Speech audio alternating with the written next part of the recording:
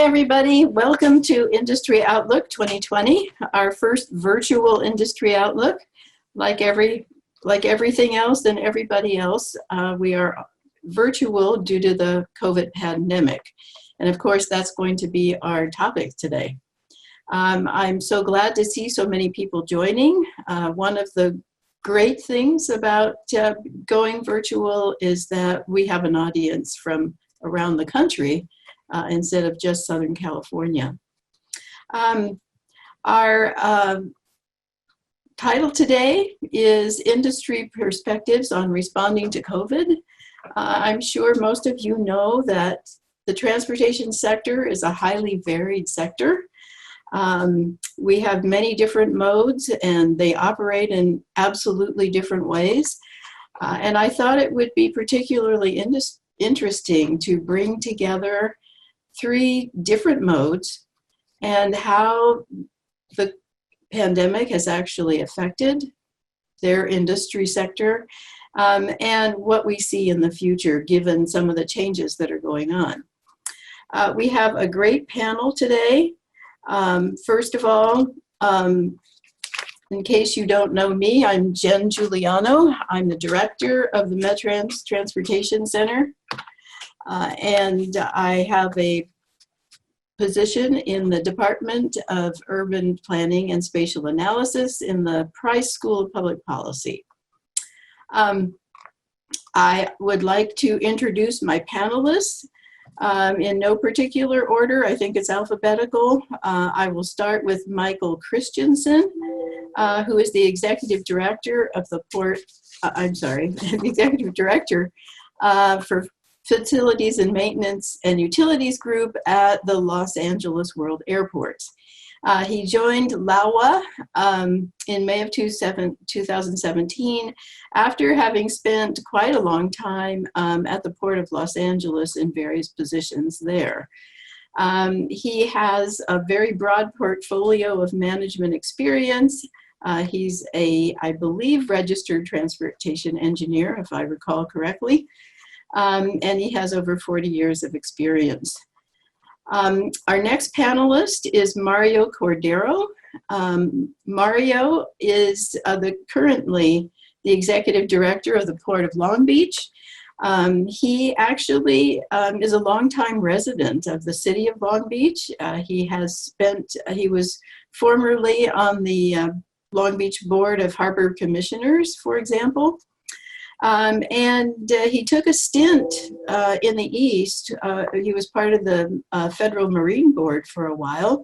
I should say the FMC, the Federal Maritime Commission, and then came back from there to join the Port of Long Beach as executive director. He has a long history in maritime transportation and has a lot of experience in prior major events that have affected that industry. Our third panelist is Phil Washington. He is currently the CEO of the Los Angeles County Metropolitan Transportation Authority, or Metro, as we call it. He joined in that position in 2015. I think most of you know something about LA Metro. It is the second largest transit authority in the United States. The only one bigger is New York. It has, I believe, the largest bus fleet in the nation, over 2,200 buses. It also has 6 rail lines, as you know. Los Angeles is building a major set of transit infrastructures and currently has the largest capital program anywhere in the United States. So there's a huge amount of things for Phil to do. He's got $18 to $20 billion in capital projects and about a $7 billion budget. So we are very pleased and thrilled to have such prominent and experienced people with us today to join the discussion. We're going to do this discussion in 2 parts. The first part is going to be on impacts of COVID. Then we're going to open it up for discussion, for Q&A from the audience. And then we'll do a second part on the future.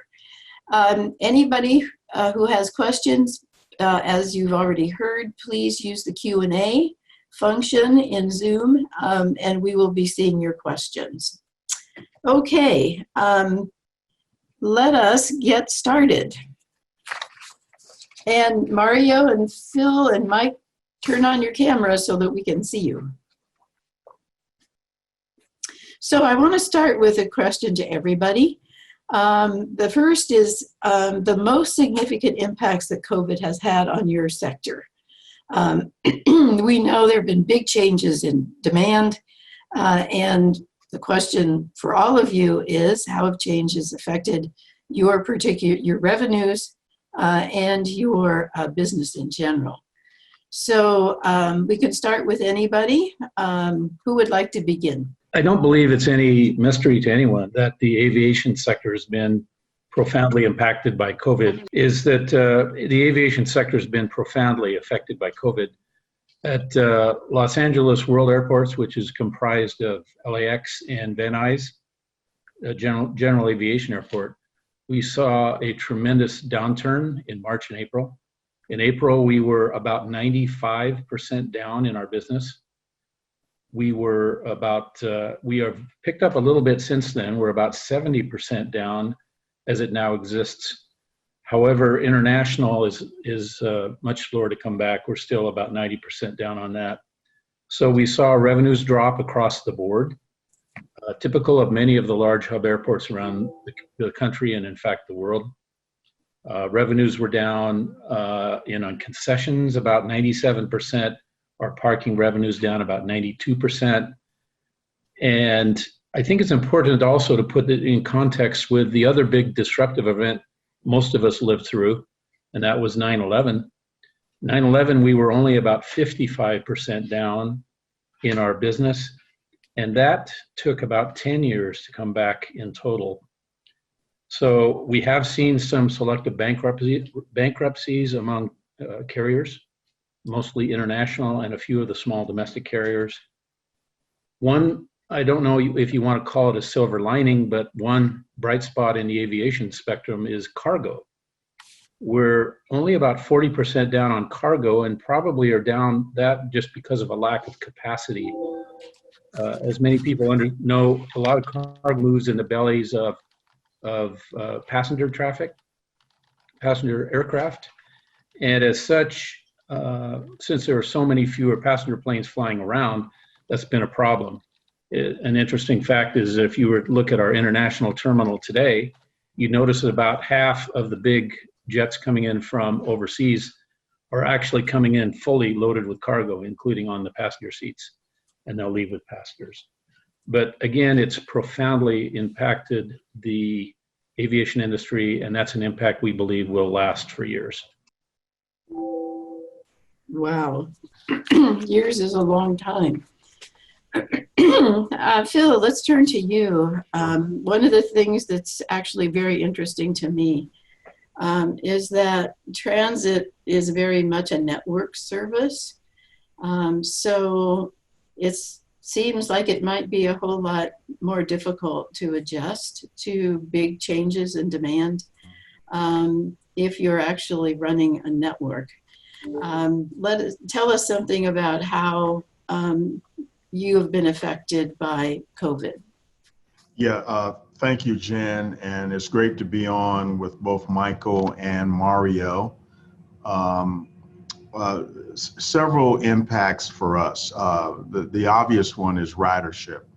Ridership, though it's growing now, it got way down to about 275,000 a day. Now, normally pre-COVID, we move about 1.2 million people a day, and it got down to 275,000 a day. So that is, you can do the math in terms of the percentage of ridership loss. It was incredible, and that had to do with all the factors that you all know about. That is the stay-at-home orders, telecommuting, and all of that.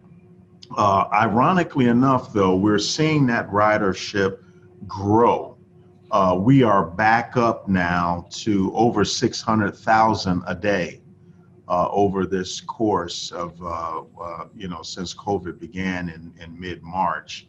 Now, we're still down about 50% though, but those numbers are continuing to climb.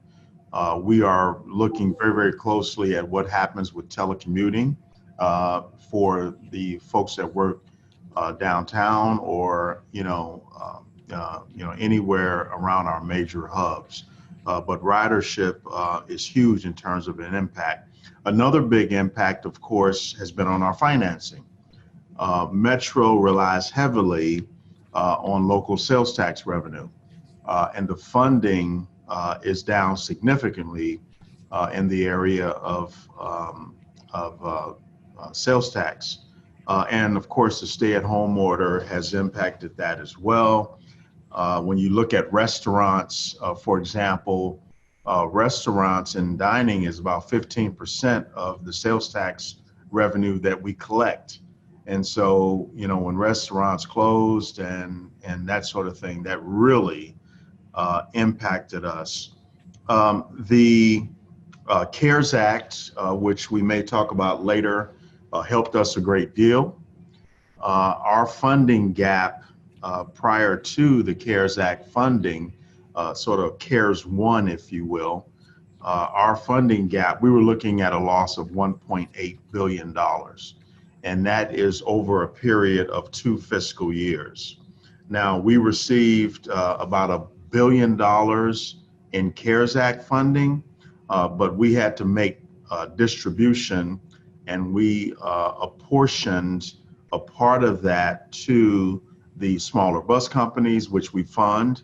And so Metro ended up getting about $860 million of that $1 billion that we received from the Fed. So, and these were limited, the use of those funds, of course, were limited to pay for bus and rail operations and maintenance expenses incurred during COVID.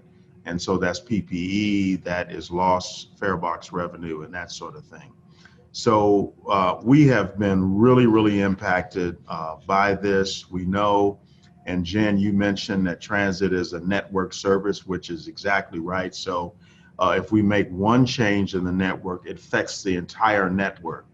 And so our reduction in service really impacted a lot of different people. However, we continue to run throughout the pandemic because when you talk about essential workers and essential service, and those workers rely on our system on a day-to-day basis. Many transit agencies around the country actually shut down for a period of time.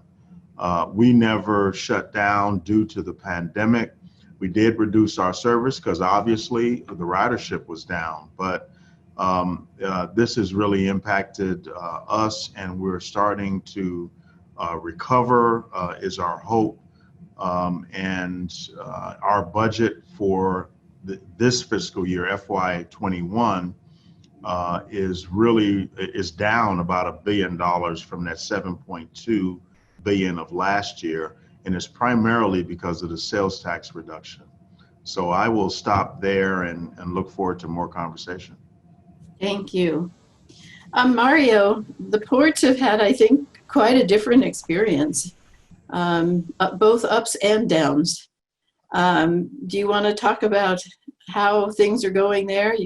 We already had a tariff issue going into COVID, and then we had all of these disruptions in supply chains.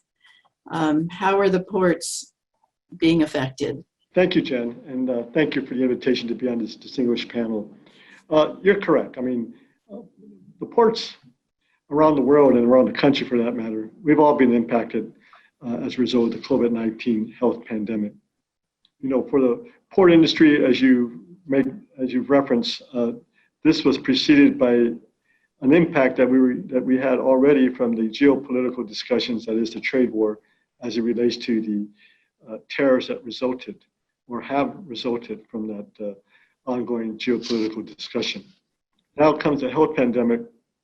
And of course, we were not immune from the COVID-19 impacts. For the first 4 months of 2020, our year-to-year numbers were in the negative column. It wasn't until May that we had some semblance of a positive year-to-year comparison. And that, of course, was followed in April with a 17% downturn again. Now, fortunately, the last couple months have been a better story in terms of year-to-year comparisons. So it's kind of been a mixed experience here. But the bottom line, as Michael has referenced, and Phil, we too have had volume reduction and revenue reduction. I think when you look to the 2018 record-breaking year for the Port of Long Beach, we moved in that year cargo valued around $200 billion. And that was followed by 2019, a little more of a success, but of course we started to have the embryonic stages of the impact of the trade war. So as we moved to 2020, we then started budgeting for fiscal year 2021. That budget is 5% less than the prior year. And of course, in terms of the volume capacity, for the first 6 months of the year, we lost volume year to year 6.2%. Again, that's not a great number, but on the other hand, those numbers are significant when it comes to how it impacts your operations here in terms of revenue and volume. Fortunately, the last couple of months, we've had some good numbers here at the Port of Long Beach, and as such, for the first 8 months of the year, that comparison in terms of volume reduction is only 1.2%. So suffice to say that I think one of the things for the transportation sector, as Phil has referenced and Michael, we are an essential operation that has continued to work and move this cargo from day one. I'm talking about from the shelter-in-place orders that were put at various governmental levels. So in that regard, I want to make sure that I thank the men and women on the waterfront who continue to work to move this very important commerce. The one aspect about the ports that I think distinguishes, or one distinguishing factor as part of being part of the transportation discussion, unfortunately, we haven't had any specificity of earmarked funding, what we call relief funds for ports. We're working on that. I mean, the good news, I think we have a good California delegation that's supporting us with regard to what we're advocating is specific relief for ports. And again, that's the one aspect that, again, it's challenging for us. But going forward, as you referenced, Jen, it's been a mixed bag. Right now, uncertainty continues. So while we've had some good months, and the reason for that is part of it is the backed up cargo from the spring that is now coming in the summer. And of course, the usual peak season demand for the months of July, August, September, leading to the holiday season. Now, what happens after this? Again, uncertainty continues. And we all know that there's question marks about the economy, question marks in terms of whether there's going to be a second wave of COVID-19 that could be more than the first one. So all this continues to put uncertainties in our industry. And anytime you're in business, I'm sure Michael and Phil agree, anytime there's uncertainty, that's not a good business environment. Thanks, Mario. Before I go to the next question, I just want to ask a quick question of Mike. Has there been CARES Act funding for LAWA? Yes, there's been about $52 million of CARES Act funding that came to LAWA. Of course, it comes with strings attached related to requirements of personnel and so forth, which we had no problems dealing with. But yes, we got about $52 million of CARES Act. Okay. All right. My next question is about opportunities.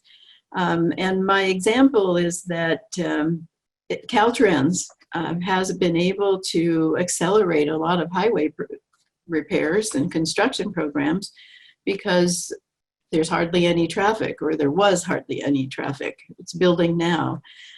So I'm wondering, for each of you, do you see any kind of opportunities here for your industry? And if so, have you taken advantage of them? And I'll start since Michael started before. Yeah, I see some opportunities. First of all, as you mentioned, we have a very large construction program, the largest in North America, right here in LA County. And kudos to the governor and our mayor of Los Angeles, who's also the chair of the LA Metro Board, who deemed construction as essential. Now, that was very, very important to us to deem construction as an essential service right at the beginning of COVID, because we were able to continue our construction projects. And, some people think that that's not a big deal, but there were other areas of the country that gave the order to stop construction on their projects. And I never want to be in a position or I never want to give that order to contractors, because as both Mario and Michael probably know, you give that order and all of a sudden you get hit with delay and disruption claims from that contractor because you told them to stop. And that is something that you just don't want to do. So I think that was a huge opportunity for us to continue with construction, actually do construction in some cases on weekends and at nights because of the lack of traffic, as you mentioned, Jen. And we did that on pretty much all of our projects that we have going. I think the other opportunity that I see here is looking to and trying to determine what the new normal is. When I looked at out my window, and I was coming to work every day, and I still do because I can't stay at home. That's just me personally. I'll go crazy if I stay at home. But I was looking out my window at the 101, and guess what? There was no traffic. And so the question becomes, how can we create that new normal for LA County where we have less congestion? The air quality was incredible back in April. I could see Long Beach from my window. I could see Mario at the Long Beach port. And so the air was so the question is, and our opportunity here is, how can we create that new normal where we are reducing our carbon footprint, where there's less congestion in this region? And so I see that as a huge opportunity. And then the last thing I will mention is, as another opportunity, is a proposal that I have put in front of my board for fareless transit. The idea behind a fareless transit system and the possible elimination of metro fares for our buses and rail for everyone is something that we introduced. Now, we had been talking about this. I introduced this about a year and a half ago. It was connected to congestion pricing. But we have accelerated that thought. We've convened an internal exploratory task force that began its work on September the 1st to study and consider this proposal. Why did we do that? Part of the reason is I personally believe that we have a moral obligation to LA County residents to pursue and to study a fareless system to help our region recover from this pandemic and the effects of the lack of affordability in this region. So it's a two-pronged reason for this, and one is the pandemic and the recovery, and two is the economic recovery and helping people do that.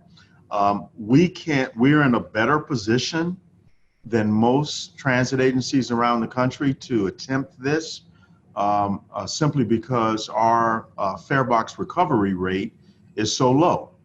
our fare box recovery rate is only like 13% and it's dropping. Now that is a factor that has to do with our base fares, the enormity of our operating system right now. And so where the New Yorks of the world and Chicagos of the world have a larger percentage and they depend on the fare box revenue more than we do, we're in a position at 13%. So I see all of these things as opportunities. And I think if we can pay for transit out of the public purse, which is another task that I've given this task force to identify funding to make up that gap that we collect in the fare box, I think it changes the way we live in this county. I am sure somebody's going to come up with a question on that one. We have a few more minutes before we go to Q&A, and I want to give an opportunity to Mario and to Mike. So Mario, would you like to go next? Thank you, Jen. And as you heard, I think, again, despite the fact that we're in a crisis, just history tells you that when you are in crisis, there are opportunities that you can maximize and learn from a crisis. One of them for the port is this whole concept of e-commerce. Nothing new, so to speak, but all of us, particularly, I'll speak for myself as an older citizen, you know, online purchasing wasn't a practice. It is now. So I think, again, these are opportunities that as a port authority, we continue the state of mind of how we move commerce efficiently and speed the market. And one of the things that we're seeing, that one of the reasons that we're doing well the last couple months, because consumers have not stopped buying. Now, you may not have many people at the local grocery market in the numbers that we had, or at some of the retailers, but what we're seeing is the practice of online buying and furthering e-commerce. So that's a great opportunity that, again, not only as a business that we take advantage of, but as a society, we start learning what those options are. Second, the opportunity in terms of what the workforce looks like in the future. We have a lot of common things, common ground with Metro and LAWA. You know, for one, Phil, like yourself, I tend to come to the office. I'm not one to stay at home, so to speak. I focus here in a office environment. But the fact of the matter is, in terms of how we talk about transportation needs, query whether or not that one way to deal with the transportation that issues that we have in a metropolitan area like Los Angeles is, you know, whether or not more people will be working at home. I don't know exactly what that answer is at this point, but obviously here's an opportunity that we could have this discussion.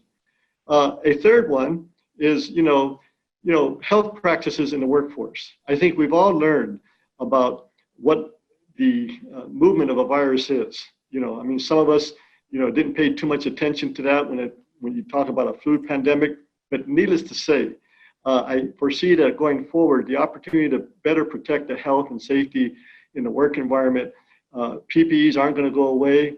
Some of the practices that we have in place in terms of masks, I mean, let's just say this. I think Mike and Phil, you might agree that after all this is over, who knows if we're going to be shaking hands again, you know, but only because, again, this has raised the conscience of what we need to do as a society to have best practices in terms of health conditions. And last, I will say that, you know, like Metro, in fact, tomorrow, we're going to inaugurate here at the Port of Long Beach a great partnership endeavor that we've had with LA Metro and the state of California. And that's the opening of the iconic bridge here, the new replacement bridge here in Long Beach, the new Gerald Desmond Bridge replacement bridge. So, you know, we have taken full advantage of moving forward with our capital improvement project. Like I said, we love to say here at Long Beach, in crisis we build. So we've been very fortunate to have a budget that allows us to do that, because I think one of the opportunities that we have really exemplified here is, you know, how important the economy is to keep people working or to keep businesses going. And I think between the three of us, you're seeing industries here that are very important to this conversation. So with that, again, I think, yes, we are in a crisis. We've had some impacts, but there's opportunities here that we could take advantage going forward. And let me endorse something that Phil said a minute ago. The decision that was made to keep construction as an essential industry was critically important to us. At LAWA, we've got a $14 billion capital program going, and we have been successful in accelerating segments of that, taking advantage of lower levels of traffic. One great example is our Terminal 3 project that was going to require reconstruction while keeping the terminal open. We were able to close that entire terminal down, shaving about a year off the schedule and a lot of money off the budget. So there's been a tremendous amount of work, not wanting to waste a good crisis here, to take advantage of whatever we can. The other thing, and I know you're a little short on time, Jen, but the other thing that we have really mined heavily as part of the crisis is tech. We have technology applications all over the place that are popping up of ways to improve our efficiency, of lower the amount of cost, and being able to be better at what we do. Thermal imaging cameras we piloted. We have air bridge proposals going with other airports where we lash up with them and we do some pre-screening. At our board meeting today, we announced the siting of a pilot program where we're actually doing COVID testing on the airport property, and these are very fast turnaround tests. We're doing biometric boarding gates, lots and lots of tech that's coming in as part of this, so we're taking full advantage of. Very, very interesting and lots of amazing ideas. I'm going to turn it over to Q&A because people are starting to ask questions. Let's see. Could the panelists comment on the impact of COVID-19 on employees? Are there any long-term impacts on business practices that you see in the future? Well, I think I've mentioned one of those already. That is the need to move to we had to pivot to a new work environment, which is telecommuting. So I think with that, that's going to be an ongoing conversation. But like I mentioned, the other aspect to this is how do we put in place now the best health and safety practices in the workforce? So I think that's what I believe we're all doing. And again, I think it's kind of the new normal as we move forward. But in that regard, again, I think for all of us, I'm sure that the health and safety of employees have been at the top of the list in terms of how we had to quickly move and have a new work environment and put in place the practices that we needed to do for the health and safety of employees. Yeah, and I'll comment on the employee thing. We had a great deal of our non-contract employees telecommuting, still have them telecommuting. And so getting through all of that and working out the leave situation, the different categories of leave was a challenge early on. I think we've hit a good spot now, but we have to determine going forward, when people come back and how do we gradually bring people back. And that includes the building, our headquarters building. How do we bring them back? This is a 25-story building that I have here, elevators and all of those seemingly simple things. We have to think about how we do that. I think the other thing is, and one of the leave situations is childcare.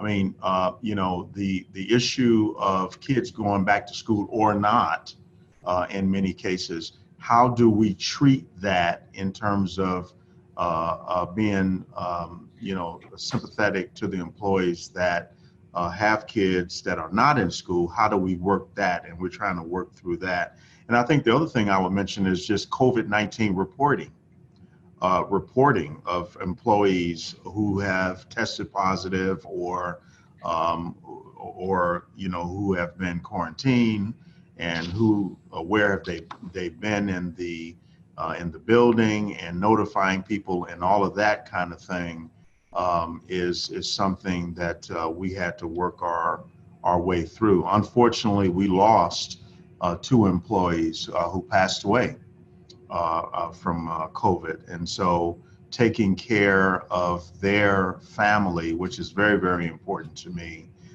and talking to, in this case, their spouses who passed away. I mean, I personally try to talk to, and I have talked to each one of the spouses who's whose husbands or wives that were lost, not just in COVID, but in anything. So I think the employee situation is something that we have to be cognizant of, and we've done that at Metro. There's an interesting question here. All of us, including USC, sort of were blindsided by the changes that we had to make so quickly. One of the questions here is about contingency planning. So have we learned anything from this that is changing contingency planning? Are you sharing what you have learned with others? And the question specifically talks about smaller companies. So you all are managers of very large operations. There's tons of small players out there. Are they learning? Are they receiving guidance? Are they learning anything useful from what you have gone through and what you may be planning for the future? Well, if I could mention on the contingencies, we had developed contingencies on infectious diseases and pandemics from SARS and MERS and some of the other, even Ebola. But I will have to tell you that despite a tremendous amount of planning that went into those contingencies, it didn't really prepare us for the scope and particularly the length of this particular pandemic. And I think it's a good question about small business impact. While we are a large organization and it's obviously impacted us tremendously, embedded within the LAX family are tremendous number of small businesses, and they have been profoundly impacted. In fact, we have in our board meeting today, and I had to duck out of it, I'm not sure if it's even finished yet, but there was a discussion about support programs we're giving the small business community, particularly related to our concessions, who have been so profoundly impacted. So it's a big hit to small business.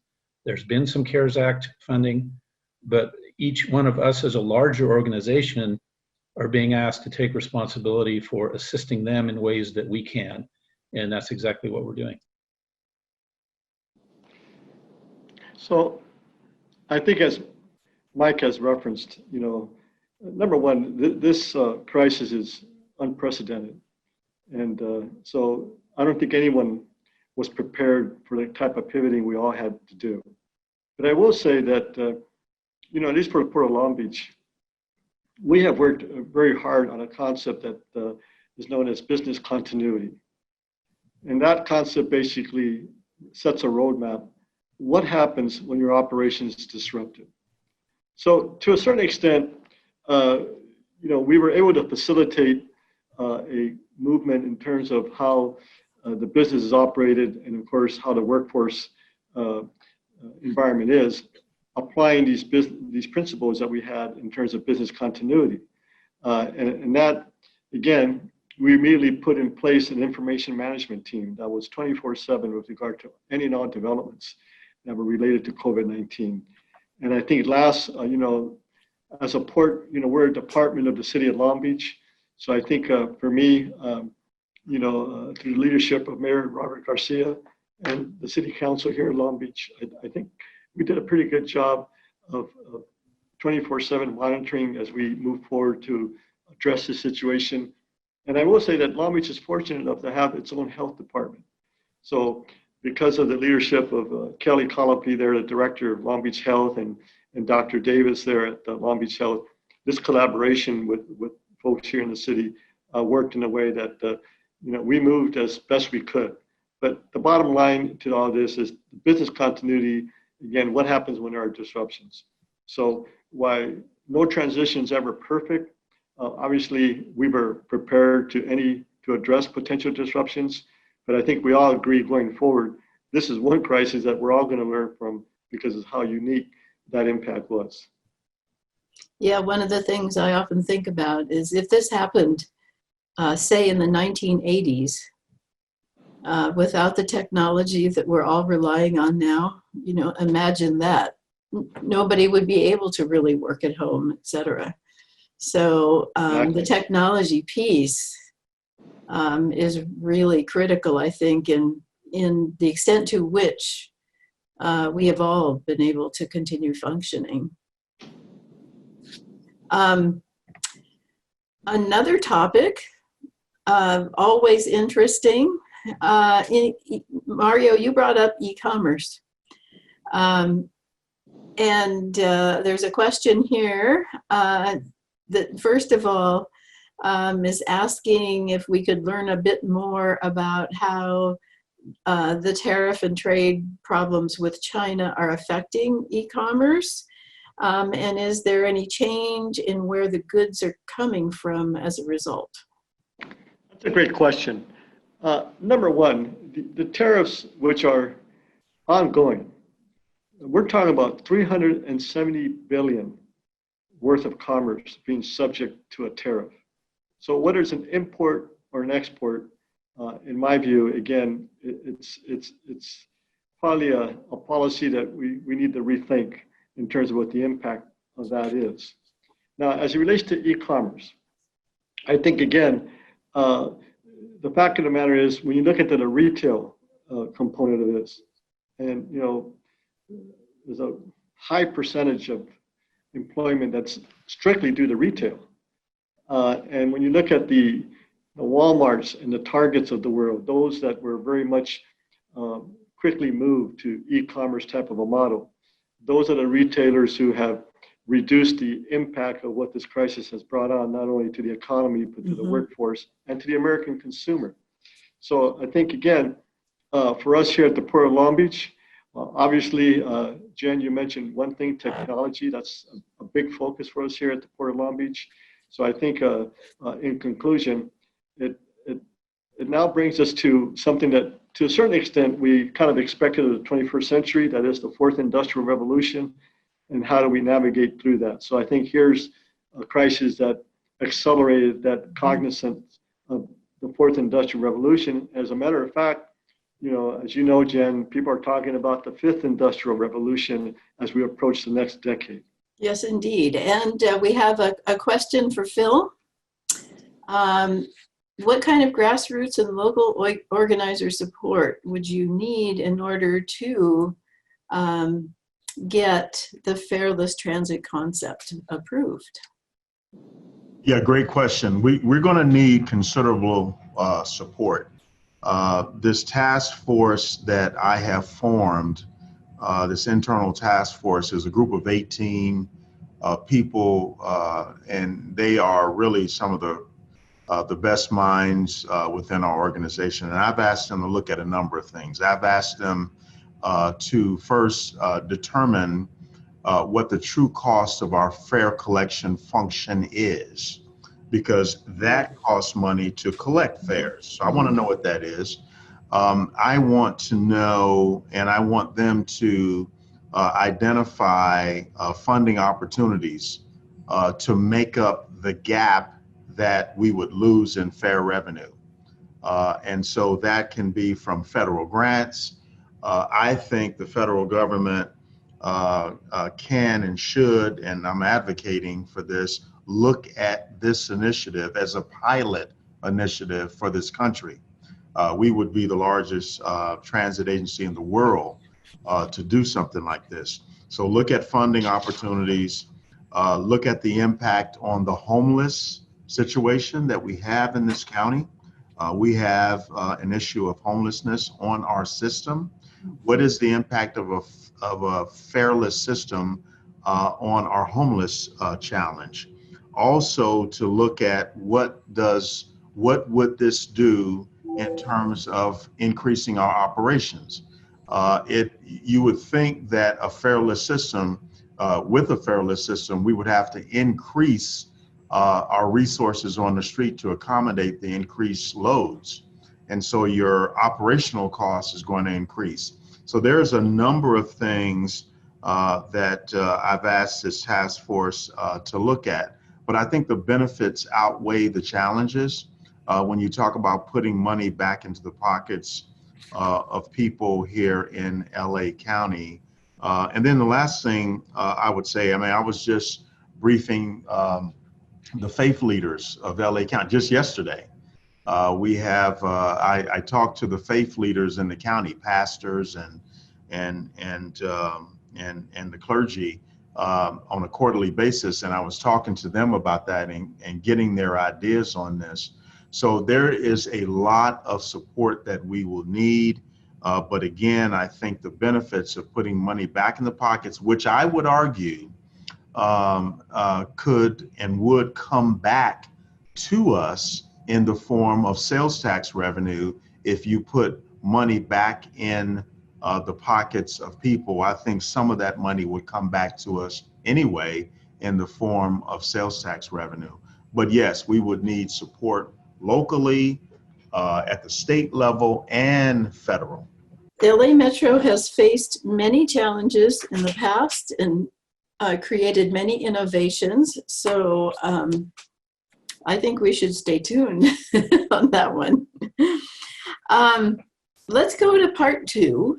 There are a couple more questions, but I'm going to hold them because some of them are actually, I think, are more appropriate for after we finish part 2. So part 2 is about the future. And a discussion about long-term changes that could result as a result of the pandemic. The longer the pandemic goes on, the longer it is that people have changed their behavior for one reason or another.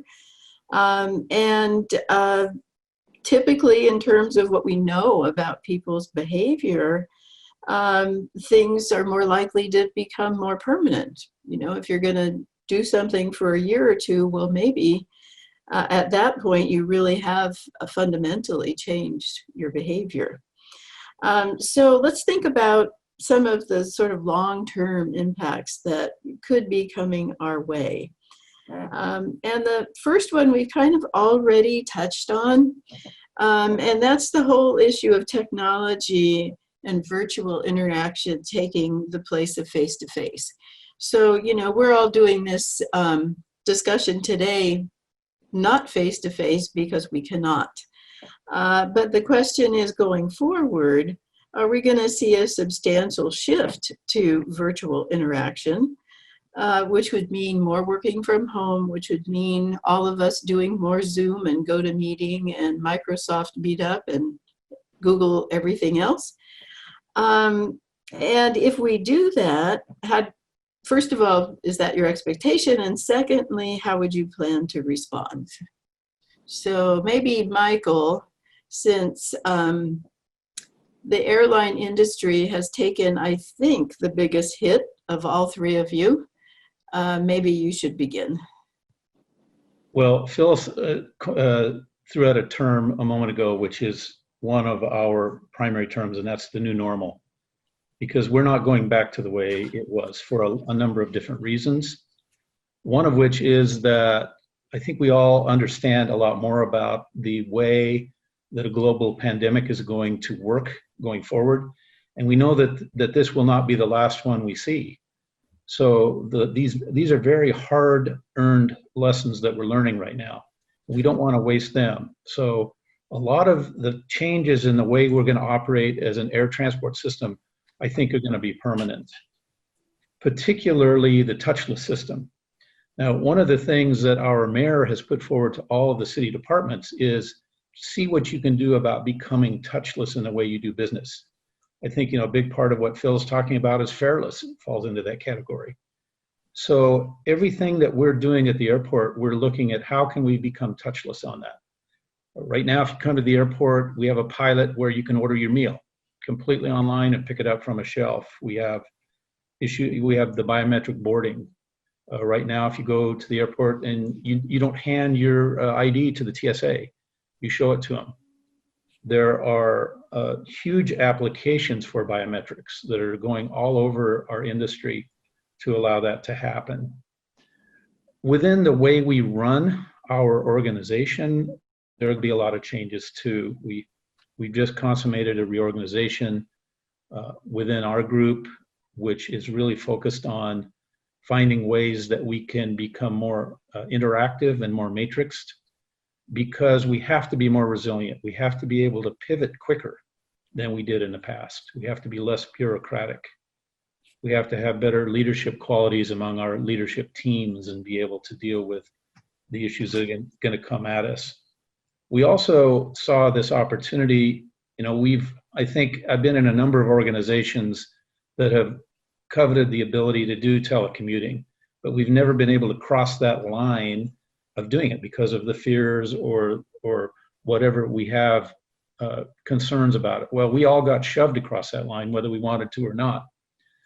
But funny, as our environmental team came to us and said, we're now exceeding our commuting goals and the air quality improvement reductions that we've been trying to get at for years. So can we keep it? So our organization has got everyone that can teleworking, and this is through the end of June of 2021. So we want to see if we can sustain this and make it a new way of operating.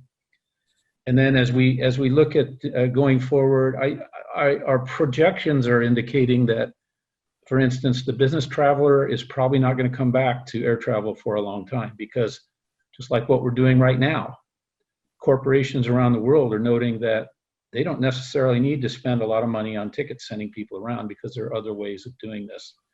So we anticipate that will be a segment of our business that will not come back for a long, long time because of the way people are going to do business.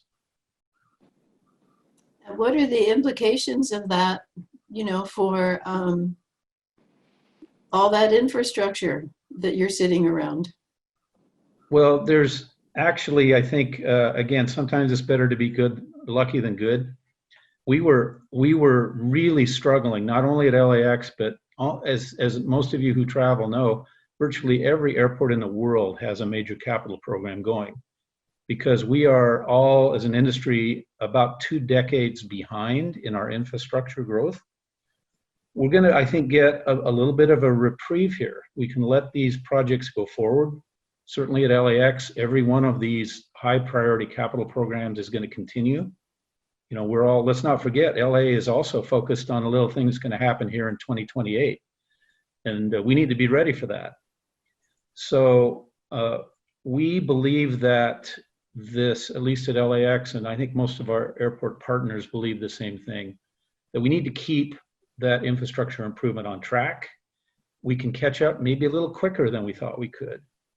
And the general feeling in our industry is growth will continue. It's going to continue slow for a while, but it will eventually come back, and we need to be ready for that. So Phil, you also mentioned, thinking about expanding working at home. And downtown, the downtown core, which is where a lot of transit use is probably a likely place for, a more extensive, in terms of time, working at home. Have you, when you think about your future demand projections, are you thinking about that? Do you think that there's going to be a significant enough change to affect your business model? I do. And let me just piggyback on some of the things that Michael was saying. So 2 or 3 things come to mind. First of all, climate change. There is a big discussion, and there are, and me included, there are folks that are thinking that this is a good time for us to really address climate change. When you look at the Bay Area, just read something about the mandate to keep 60% of people working from home, and they cited climate change, not so much the pandemic, but the reduction of our carbon footprint. So I think that is another one of these things that is being in the mix. We know that transportation is the biggest contributor that is actually causing climate change, if you listen to our experts. And so I think we have to think about that, because that is being included in the conversation. and that will impact the issue of telecommuting and that sort of thing. The other thing I think about, and Michael mentioned this, I mean, we are building, and I think this applies to Mario as well, in the infrastructure space for all of us, we are building for the next 40 to 50 years, right? This infrastructure that we're building is that especially that we're starting now in our projects and things like that. The Gerald Desmond Bridge will be there for the next 75 years. So we are building. Now, this is a blip right now. The pandemic, as bad as it is, it's a blip, but we're building for this future that is going to be, in some cases, rail lines and everything else, 100 years. So we are always, I believe, we will always have a massive need for this public infrastructure. And so, yes, the pandemic is very, very bad, but when we start looking at the long-term implications of what we're building, we have to continue to do that. The last thing I would say is, how long the virtual interaction and all that. Yes, there will be some changes. We're already seeing those changes. You go to a restaurant now, there are no more paper menus. You got to take the scan the barcode to have the menu show up on your phone. So we're already seeing these things, and technology is really driving this. Mario mentioned this earlier. Hey, we're not going to be shaking hands anymore. Forget it. I used to go to a church where the minister used to say, hey, grab 5 people and shake their hand. And, first of all, this was just a time saver for the preacher who forgot what he was saying. But you ain't going to have that no more. The vaccine, when the vaccine comes, there is huge distrust about any vaccine. I know I'm not going to be the first one in line to take the vaccine. So, I mean, there are so many things, social distancing, that we haven't quite talked about. I think that should be across all modes. There shouldn't be one social distancing protocol for public transit and another one for aviation. You know what I mean? So I think there's so many things.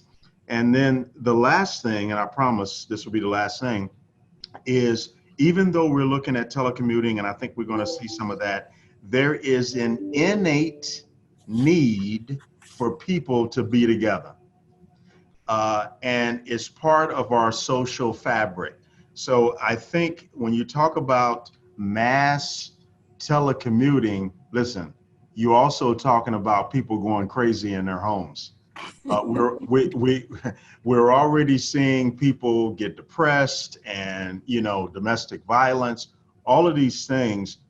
Listen, we got to go to work and we got to be around people. That's just human nature. So I think we'll see some telecommuting, but I think in time, when this pandemic is solved, you're going to have people back in offices. Interesting. I have another question, a different question for Mario. And we're going to go back to the supply chain.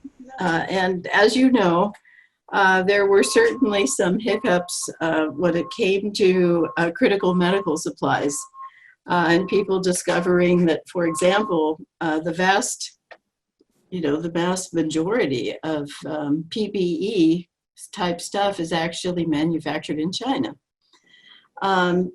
So that leads to discussions of, wow, perhaps we should be thinking more about reshoring or nearshoring. Do you see any sort of big structural economic changes that would change fundamentally, for example, the role of the ports as major import exporters? Well, certainly, Jen, when we talk about medical supplies and PPEs, we have seen how vital that is when we have emergencies. So I do foresee that with regard to that commodity, so to speak, you will see some reshoring and at the very least, nearshoring. I think, I don't see globalization having a dynamic change in terms of what international trade means to the global community. But I do see that there are aspects that, again, we're going to take a second look in terms of what's essential for this nation to be manufactured in the United States. I think like Phil and Mike have already said, clearly this crisis shows the essential operations of our respective industries here, how important the nation recognized that we are essential. There was not a shelter-in-place order that did not exempt our respective industries. But I think to your point, I do see there's more conversation about that, particularly when it comes to essential supplies like medical and PPEs. But I think there's also going to be more of a conversation of nearshoring, only because, again, one of the aspects of globalization in terms of the importance of free trade, so that we have that relationships with our global community, how important that is, and economic dependency to a certain extent. But it's also a matter of cost. So I think, again, I don't see any drastic short-term changes in globalization, but I do see that applying to certain commodities and supplies of what you just referenced, that is medical and PPEs. So just to follow on, the West Coast ports have been losing market share gradually for some number of years now. Do you see any deceleration or acceleration of that trend given kind of shifting patterns? Well, it certainly is concerning. We're here at the San Pedro Bay complex, as you are aware. We're doing everything we can to remain competitive. Part of how you remain competitive is investing in your infrastructure, as we have here in Port of Long Beach. But suffice to say, you mentioned my prior position as chairman of the Federal Maritime Commission. In that position, I had the opportunity to visit 18 of the 20 top container gateways in the United States.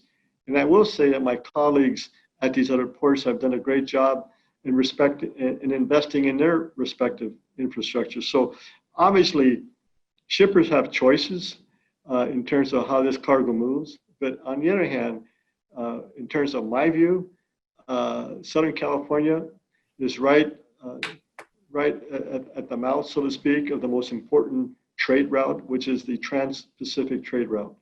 That trade route is the connectivity to the most important trade region for the United States, and that's Asia. And I don't see that dynamic changing, certainly in the near term, in any fashion. So, we're certainly going to remain competitive in terms of proximity.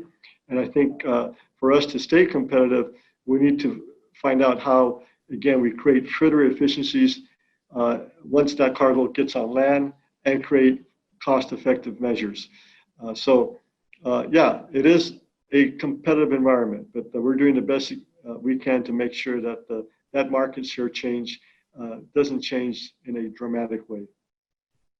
So this is actually, this is very interesting. I'm hearing a lot of commonalities as well as differences. So one of the commonalities I've heard is that everybody's capital program has kind of been a godsend.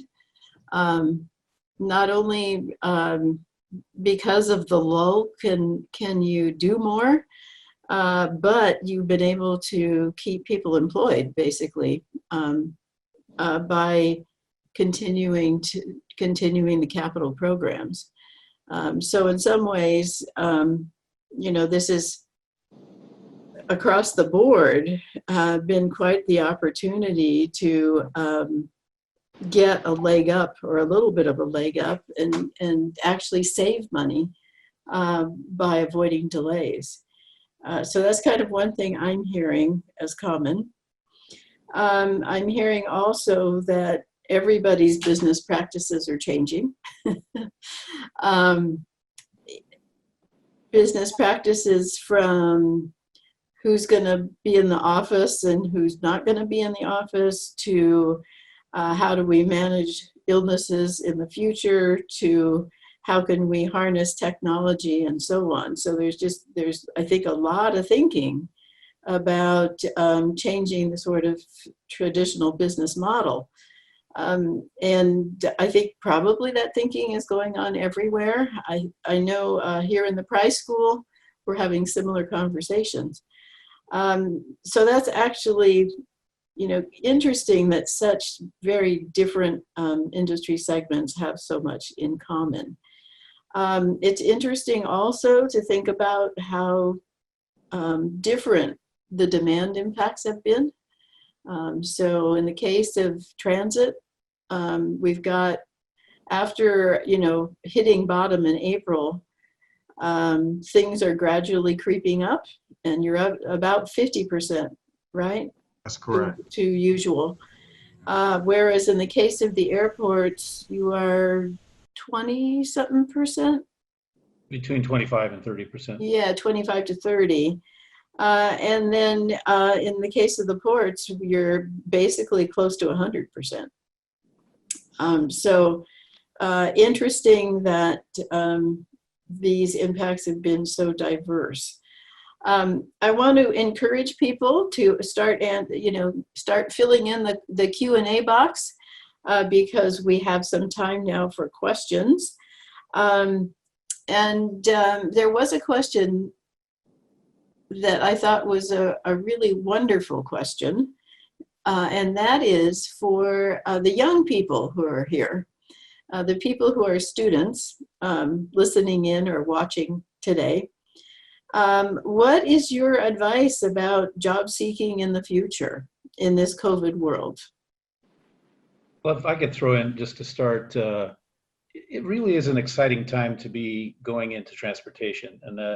And there's a couple dichotomies, I believe, that are out there. The first thing I would suggest is that any student of transportation right now needs to soak up everything they can about what's going on. This major disruption is uncovering things about our transportation system that we probably didn't know, and that is unearthing aspects of it that are really important to understand. And one of those is, of course, is technology. So any student of transportation needs to really be up on technology applications. But I also note that there's lots of basic stuff that's out there still. We're still going to have to be able to have the civil engineers and the traffic engineers and the signal engineers are all going to have to be able to be there and don't get. And I know that there's a shortage of that. Last time I checked, we're having to educate a lot of them overseas because we're not generating enough ourselves. And then the last thing is something I think METRANS does an outstanding job on, and that's offering mentorships. And any time I have a chance to talk to a student, I say, get a mentor and look at some way of doing some sort of work study. If you have any opportunity to do that, that puts you head and shoulders ahead of a student who has not had an opportunity to have those things. And I would, my advice to young students, just piggybacking on what Michael said, in addition to your specialty that you're studying, first of all, there will always, I think, be a need for qualified people in the infrastructure space. I mean, we have so much to build, rebuild, and maintain in terms of infrastructure in this country, and we do not have the qualified workforce, if you ask me, to fill that need right now. I think if all of the money we needed for infrastructure, talking about a federal infrastructure bill and all that, if all of the money we needed to build and rebuild the infrastructure in this country fell from heaven, like manna fallen from heaven, if it all fell tomorrow, we would not have the qualified workforce to do all the work. So I believe that students need to continue with their studies. In addition, though, to their specialties or your specialties, I think leadership and decision making what we have gone through as leaders, myself, Mario, Michael, I mean, we have made some very difficult decisions. I mean, leadership is dangerous. It is dangerous because if everything is going great and, the decisions are easy, or if you're delivering all good news, the leadership role is easy. It's difficult when you, one, have a pandemic, but then you also have the social unrest and dealing with your employees that are impacted, like all of us have been, with the social unrest and the murder of a George Floyd and different things. I mean, all of this happens with our employees and the public that we are serving.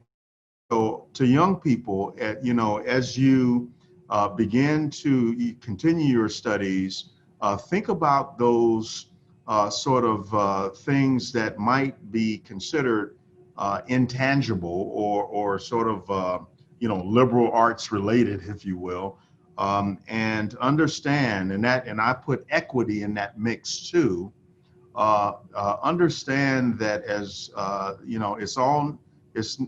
these roles are not all about just practicing your specific specialty of engineering or whatever. You are dealing, when we talk about commonalities, we are dealing with, in terms of commonalities for all of us, people. And with people comes challenges. And so I think young folks need to study that piece of it. And Mario? So yeah, I absolutely agree with the commentary both by Phil and Mike.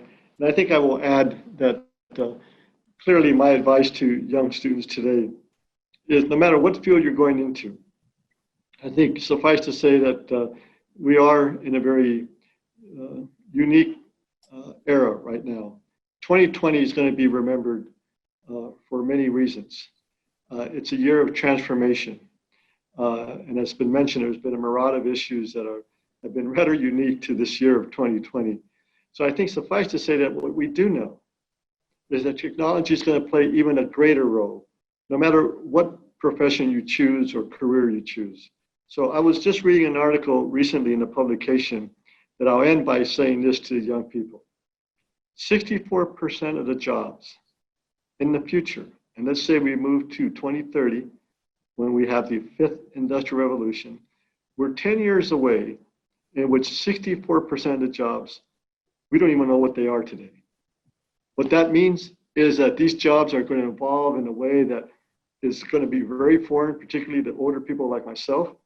And I think, again, my strong advice to the young generation is to, make sure that their skill set is one that's prepared for this digital transformation. And I think with that, I agree with what's been said, and I think it is this year is going to be a very transformative year, if it hasn't been already.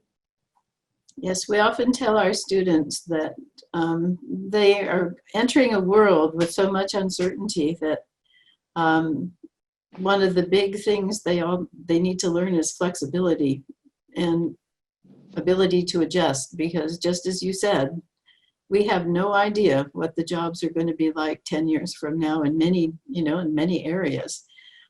So it's, can you learn? Can you adapt? Can you be flexible? As you know, all of us, there's an election that's about to happen in approximately a month. And who knows where Congress is going to be come November 4th. And the question, I'm sort of adapting this question. The question is, do you have a strategy in place? All of you talked about either receiving federal funds or looking to receive federal funds. Do you have a strategy in terms of if President Trump is reelected, what is your strategy? If Joe Biden is elected, is that a different strategy in terms of dealing with the federal government on these COVID-related issues? I think I can answer that question, Jen, by saying this. This election is not going to be, in terms of your question, any different from any prior election, which is, as we look forward to an election, we start analyzing what the administration may look like in terms of its policies, given the different policy or platforms that we are going to have. So I think for the Port of Long Beach, and again, in answering your question, obviously our strategy here is to make sure to focus the importance of transportation. I think that's a question that's a nonpartisan issue, so to speak. We all agree that in America we need to build, we need to put infrastructure in place. So, we're prepared to be in that conversation. But in terms of other issues, again, I think given our respective consultants and lobbyists that we have, we are prepared to make sure that we move in a direction that, again, benefits the Port of Long Beach and benefits us in terms of the strategies that we need, no matter who wins the election. So I think, again, I just simply answered the question is, this is a crossroad that you always have when you have an election of particularly a presidential year, because, there are differences in terms of how parties address certain issues and in the way they address them. So we're prepared to be ready for whatever that strategy would be applicable depending on the result of the election. And I would echo that. Regardless of who wins, I think the need for infrastructure is still there. The need to build, rebuild, and maintain and operate infrastructure in this country will still be there. It goes to the question of how do we want to live? How do we want to live? I mean, the old saying goes that, people don't really care about infrastructure until and if it fails. Right. I think one of the things we have to do a better job of is humanizing infrastructure and explaining it to even our elected officials who may not understand exactly what we're doing. So I think the need will always be there regardless of who's in office. I think the question is the degree in which we advocate for it, or is it understood in one administration across another. So I agree with what Mario said. I think the need for infrastructure is still going to be there, and we're going to have to keep beating the drum about how important it is. So, we talked about business activity a lot. We talked about people working from home. We talked about the business traveler and so on. What we haven't talked about is what those of us in the trade call discretionary travel, travel for social purposes, travel for tourism, and so on. And, that's another side, particularly in the air business and at the ports, the cruise industry. Probably not so much at LA Metro, but, at least in the other two sectors, there's a fair amount of discretionary or tourist or social kind of travel. What's your take on how things are going on the discretionary travel side? Well, in fact, we just unrolled some numbers just about an hour and a half ago in our board meeting that we are seeing some discretionary travel come back. This is the domestic travel, the non-business. I like what Phil said about, and certainly we need to be reminded we are social animals, and that's within our DNA. And I don't know how many of us, I know if we all took a vote, we would probably all raise our hands. There's a lot of cabin fever going around right now because we just want to have that social interaction. So we are seeing discretionary travel, particularly domestic, picking up. We are a little bit ahead of where we had projected we would be, notwithstanding the fact we're still only 30% of what we consider normal. We see that rebounding slowly. There is a lot of fear out there about getting sick. There's a lot of distrust about information, and there's a lot of longing for this, for the vaccine. And I'll be right behind Phil. I won't be the first in line either, but I'll be right behind him. But we do see it coming back, and we do see it eventually getting back to where it was and then surpassing. And then international is a huge element of our passenger travel at LAX. That's going to have to wait for a little longer because we have a lot of international policy setting that has to occur, and we have to get some of the connections policy, particularly with other nations, squared around before we can really get into that. Yeah, one of the things that makes it easier for people, for example, to live away from their family members or their extended family members is the airlines. Because it has become, with deregulation and the reduction of fares, it's become very easy for people to travel domestically, at least. Suddenly, those connections are difficult. So what you're saying is interesting. It doesn't really surprise. I think, if this went on long enough, people would have to rethink their residential location choices. They would be thinking twice about, well, my job opportunities are better in Texas, so I'm leaving. If it became difficult to get between California and Texas. Mario, what about the cruise trade? Well, that's a great question. Of all the stakeholders that relate to ports, they've really taken a hit. Like the airlines, so to speak, the cruise trade came to a complete halt. So I think that's an ongoing dynamic. They are not operating. They have targets in terms of when they think they may again. I know that's a moving target that the cruise lines have had that conversation with the government and CDC. So they have taken a tremendous hit. And when they take a tremendous hit, of course, all the jobs related to the cruise industry has been an unfortunate loss.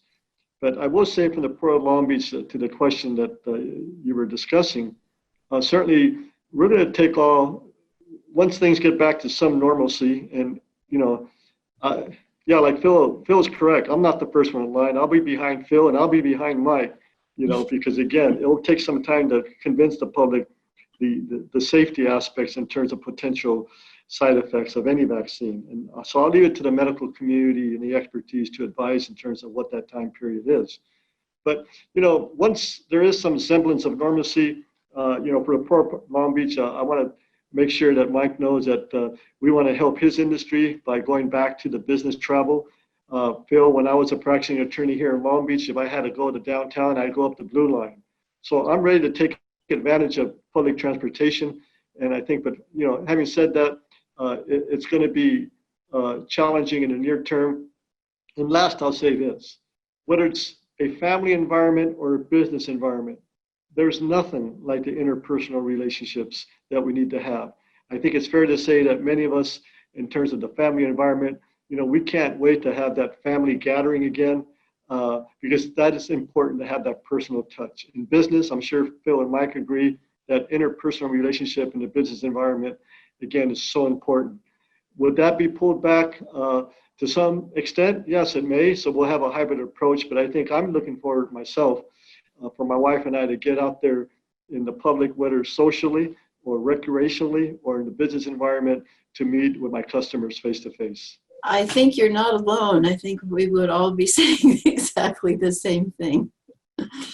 We're getting to the end here, so I'm going to give our panelists an opportunity. Is there anything you'd like to add to the discussion that we haven't covered? Well, I think Mario, his comments were a great closeout with the family and all of that. So I would, use his closing.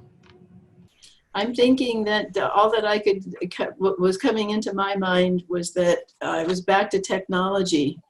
As we're all trying to figure this out, on those buses, Phil, we'll probably figure out some sort of infrared whatever, right?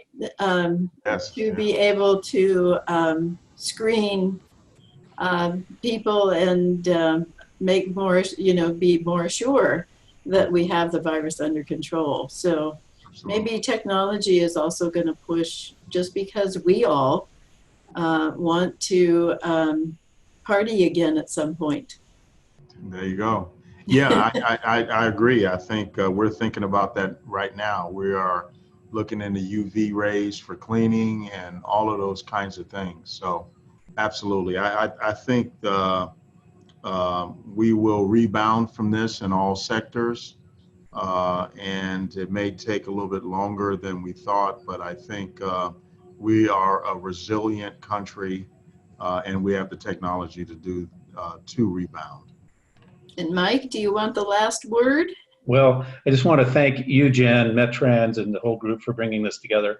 It's an important topic. And I just want to also close with something that Phil already said. Let's be kind to one another. Let's remember inclusivity, and let's remember the strength of Southern California largely lies in our diversity, and let's embrace that. Thank you so much. I want to thank all of the panel members. You are all really busy people, we know that. And so your time here for 90 minutes is really, really appreciated. Also, for all the participants who have hung in there to listen and have provided the questions, thanks so much for joining us. And we're hoping that next year's Industry Outlook will be in person. Thank you, everybody.